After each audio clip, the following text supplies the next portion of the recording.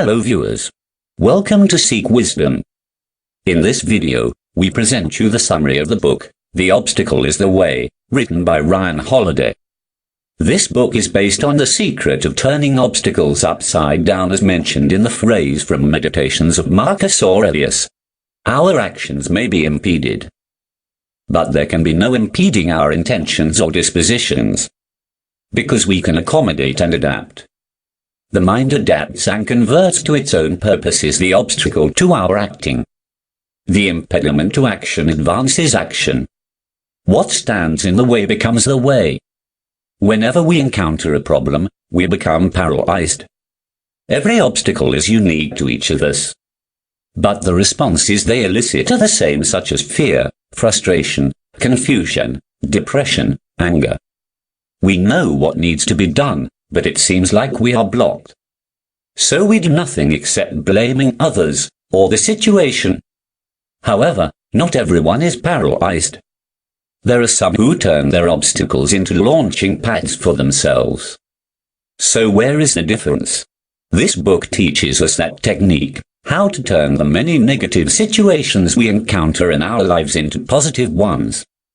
Today, most of our obstacles are internal, not external, like internal tension, professional frustration. Many of our problems come from having too much, like rapid technological disruption, junk food. Our generation needs an approach for overcoming obstacles and thriving amid chaos more than ever. Overcoming obstacles is a discipline of 3 critical steps. It begins with how we look at our specific problems, our attitude or approach. Then the energy and creativity with which we actively break them down and turn them into opportunities. Finally, the cultivation and maintenance of an inner will that allows us to handle defeat and difficulty. The disciplines are perception, action, and will. Let's start with perception. Our perceptions can be a source of strength or of great weakness. It takes skill and discipline to bat away the pests of bad perceptions, to separate reliable signals from deceptive ones. You will come across obstacles in life, and you will discover, time and time again, that what matters most is not what these obstacles are, but how we see them, how we react to them. This reaction determines how successful we will be in overcoming them. Too often we react emotionally, get despondent, and lose our perspective. All that does is turn bad things into really bad things. We have a choice about how we respond to this situation. We can be blindly led by these primal feelings, or we can understand them and learn to filter them. Discipline in perception lets you clearly see the advantage and the proper course of action in every situation. There are a few things to keep in mind when faced with a seemingly insurmountable obstacle. We must try to be objective, to control emotions and keep an even keel, to choose to see the good in a situation, to steady our nerves, to ignore what disturbs or limits others, to place things in perspective, to revert to the present moment, to focus on what can be controlled. Our perceptions are the thing that we are in complete control of. There is no good or bad without us, there is only perception. When we aim high, pressure and stress obligingly come along for the ride. Stuff is going to happen that catches us off guard, threatens or scares us. In these situations, talent is not the most sought-after characteristic. Grace and poise are. We must possess tranquil courage in the midst of tumult and serenity of soul in danger. Understand that there is always a counter-move, always an escape, so there is no reason to get worked up. Next comes controlling the emotions. When people panic, they make mistakes. Uncertainty and fear are relieved by authority. Training is that authority. Obstacles make us emotional, but the only way we'll survive or overcome them is by keeping those emotions in check. If we can keep steady no matter what happens, no matter how much external events may fluctuate, this is the skill that must be cultivated so you can focus your energy exclusively on solving problems, rather than reacting to them.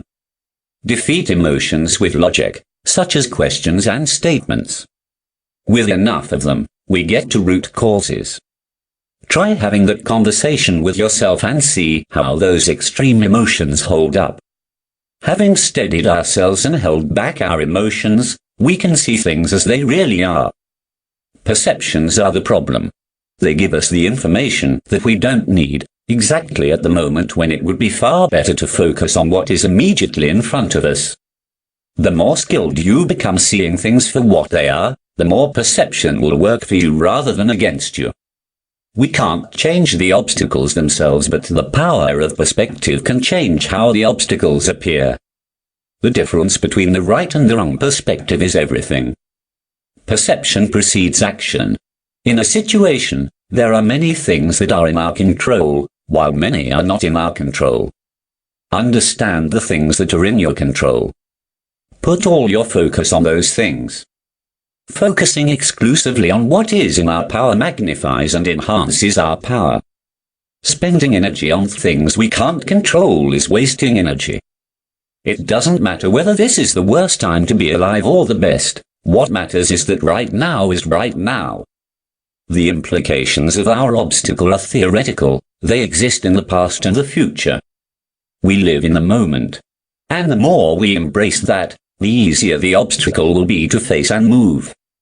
Find the method that works best for you, that can pull you into the present moment. It may be strenuous exercise, unplugging, a walk in the park, meditation. Remember that this moment is not your life, it's just a moment in your life. Focus on what is in front of you, right now. Our perceptions also determine what we are and are not capable of. In many ways, they determine reality itself. When we believe in the obstacle more than in the goal, which will inevitably triumph. This is why we shouldn't listen too closely to what other people say. We'll find ourselves erring on the side of accomplishing nothing. Be open. Question. Don't be overwhelmed by obstacles, or discouraged or upset by them. After you have control of your emotions, and you can see objectively and stand steadily, the next step becomes possible. Regard your obstacles as your opportunity instead of a disaster. Use the struggle against obstacle to propel your new level of functioning. The enemy is any perception that prevents us from seeing this. If we have changed our perception, the obstacle still exists, but it hurts less. Here comes the second element, action. It's not any kind of action that will do, but directed action. Step by step, action by action, we'll dismantle the obstacles in front of us. Action is the solution and the cure to our predicaments. When we face an obstacle, we act frail and are powerless to make ourselves better. We expect someone else to handle it. Understand that it is only you who is to act. And the only way you'll do something spectacular is by using it all to your advantage. Whatever be the obstacle, greet it with energy, persistence, pragmatism, strategic vision. Life can be frustrating. Oftentimes we know what our problems are. We may even know what to do about them. But we fear that taking action is too risky, or maybe we lack experience. As a result, we do nothing. So, when opportunities doesn't show up, or obstacles start piling up, we are shocked. First step is, take the bat off your shoulder and give it a swing. While you're sleeping, or messing around online, you are going soft. This all makes the obstacles in your life loom very large. So always stay moving. Just because the conditions aren't exactly to your liking, or you don't feel ready yet, doesn't mean you get a pass. If you want momentum, you'll have to create it yourself, right now. Practice persistence. Don't be stopped by failure, or be rushed or distracted by external noise. Any great invention in history is not purely a matter of being genius, but rather the slow pressure, repeated from many different angles. Once you start attacking an obstacle, quitting is not an option. Consider this mindset. Never in a hurry. Never worried. Never desperate. Remember and remind yourself of a phrase favored by Epictetus: persist and resist. Persist in your efforts. Resist giving in to distraction or disorder. Doing new things invariably means obstacles. A new path is, by definition, uncleared. Only with persistence and time can we cut away debris and remove impediments. Keep in mind that on the path to successful action, we will fail many times. And that's okay. When setbacks come, respond by working twice as hard. Failure is a feature. Failure really can be an asset if what you're trying to do is improve, learn, or do something new. It means iterating, failing, and improving. When failure does come, ask, what went wrong here? What can be improved? Failure is a source of breakthroughs. However, like any good school, learning from failure isn't free. Be glad to pay the cost. There will be no better teacher for your career, for your new venture. Make a habit to follow the process. In life, process provides us a way. Got a difficult task? Break it down into pieces. Simply do what you need to do right now. And do it well. And then move on to the next thing. Excellence is a matter of steps. Don't think about the end. Think about surviving. And when you really get it right, even the hardest things become manageable. When it comes to our actions, disorder and distraction are death. The process is order. It keeps our perceptions in check and our actions in sync. Sometimes, on the road to where we are going or where we want to be, we have to do things that we'd rather not do. Keep in mind that everything we do matters. Everything is a chance to do and be your best. To whatever we face, our job is to respond with hard work, honesty, helping others as best we can. In every situation, life is asking us a question, and our actions are the answer. Our job is simply to answer well. We spend a lot of time thinking about how things are supposed to be, or what the rules say we should do. When, really, it'd be better to focus on making do with what we've got. There are a lot of ways to get from point A to point B. It doesn't have to be a straight line. Focus on results instead of pretty methods. When you're at your wit's end, take a step back, then go around the problem. Find some leverage. Approach from what is called the line of least expectation. We're in the game of little defeating big. Therefore, force can't try to match force. Use the martial art concept like in case of getting a push, do not push back, rather pull until opponents lose their balance and then make your move. Perhaps your enemy or obstacle really is insurmountable. In this case, you haven't got the ability to win through persistence, or you don't want to risk learning on the iteration. You're still a long way from needing to give up. It is, however, time to acknowledge that some adversity might be impossible for you to defeat. So find some way to use the adversity, its energy, to help yourself. When we want things too badly, we can be our own worst enemy. We get so consumed with moving forward that we forget that there are other ways to get where we are heading. Sometimes, staying put, going sideways, or moving backward is actually the best way to eliminate what blocks or impedes your path. However, there is a certain humility required in the approach. Practice channeling of energy.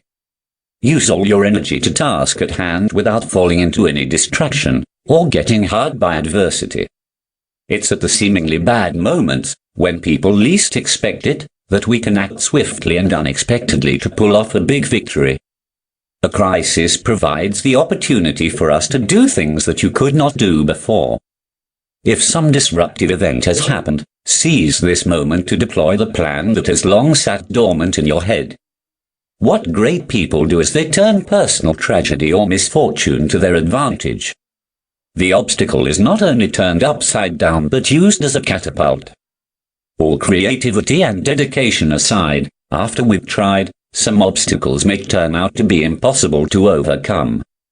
This is not necessarily a bad thing, because we can turn that obstacle upside down, too, simply by using it as an opportunity to practice some other virtue or skill, even if it is just learning to accept that bad things happen, or practicing humility, We have it within us to be the type of people who try to get things done, try with everything we've got and, whatever verdict comes in, are ready to accept it instantly and move on to whatever is next. Here comes the last element, will. What is will? Will is our internal power, which can never be affected by the outside world. If perception and action were the disciplines of the mind and the body, then will is the discipline of the heart and the soul. Will is fortitude and wisdom. Not just about specific obstacles, but about life itself and where the obstacles we are facing fit within it. Clear-headedness and action are not always enough. Some obstacles are beyond a snap of the fingers or novel solution. The will is what prepares us for this, protects us against it, and allows us to thrive and be happy in spite of it. It is also the most difficult of all the disciplines. It's what allows us to stand undisturbed while others wilt and give in to disorder. Never take weakness for granted.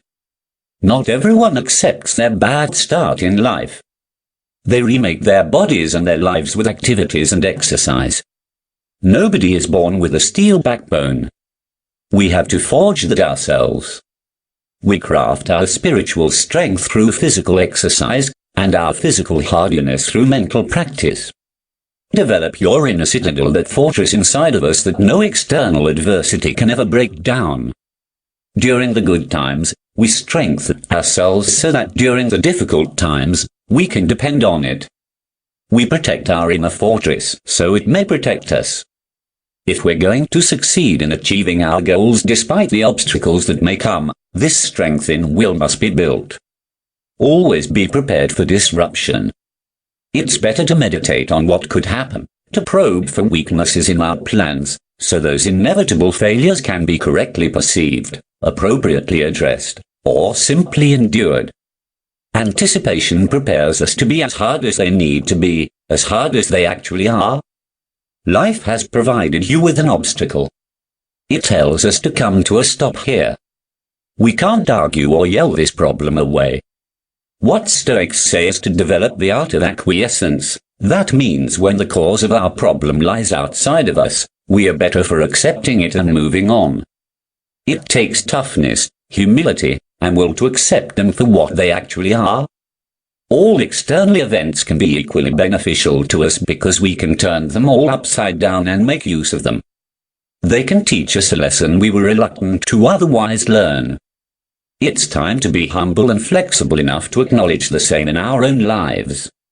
We don't get to choose what happens to us, but we can always choose how we feel about it. As the Stoics commanded themselves, cheerfulness in all situations, especially the bad ones. If the event must occur, aimafti is the response. Keep in mind that life is not about one obstacle, but many. What's required of us is not some short-sighted focus on a single facet of a problem, but simply a determination that we will get to where we need to go, somehow, someway, and nothing will stop us. This means developing perseverance. Sometimes when we are personally stuck with some intractable or impossible problem, one of the best ways to create opportunities or new avenues for movement is to think, if I can't solve this for myself, how can I at least make this better for other people? The desire to quit or compromise on principles suddenly feels rather selfish when we consider the people who would be affected by that decision. You'll be shocked by how much of the hopelessness lifts when we reach that conclusion. Because now we have something to do. Whatever you're going through, whatever is holding you down or standing in your way, can be turned into a source of strength by thinking of people other than yourself. Next is meditating on your mortality. Death doesn't make life pointless, but rather purposeful. Our fear of death is a looming obstacle in our lives. It shapes our decisions, our outlook, and our actions. Remember, you are mortal. It seems weird to think that we'd forget this or need to be reminded of it, but clearly we do. Part of the reason we have so much trouble with acceptance is because our relationship with our own existence is totally messed up. We forget how light our grip on life really is. Otherwise, we wouldn't spend so much time obsessing over trivialities, or trying to become famous, make more money than we could ever spend in our lifetime. Reminding ourselves each day that we will die helps us treat our time as a gift. The great law of nature is that it never stops. There is no end. Just when you think you've successfully navigated one obstacle, another emerges. But that's what keeps life interesting. And as you're starting to see, that's what creates opportunities. Life is a process of breaking through these impediments, a series of fortified lines that we must break through. Each time, you'll learn something. Each time, you'll develop strength, wisdom, and perspective.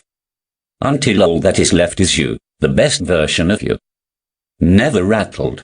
Never frantic. Always hustling and acting with creativity. Perceive things as they are, leave no option unexplored, then stand strong and transform whatever can be changed. Our actions give us the confidence to ignore or control our perceptions. We prove and support our will with our actions. In mastering these three disciplines, we have the tools to flip any obstacle upside down. We are worthy of any and every challenge. Here we shall wind up the video. If you like this, hit a like, share it with your friends. If you have not yet subscribed to this channel, do subscribe and hit bell icon to get notified about the latest updates. Be happy, be safe,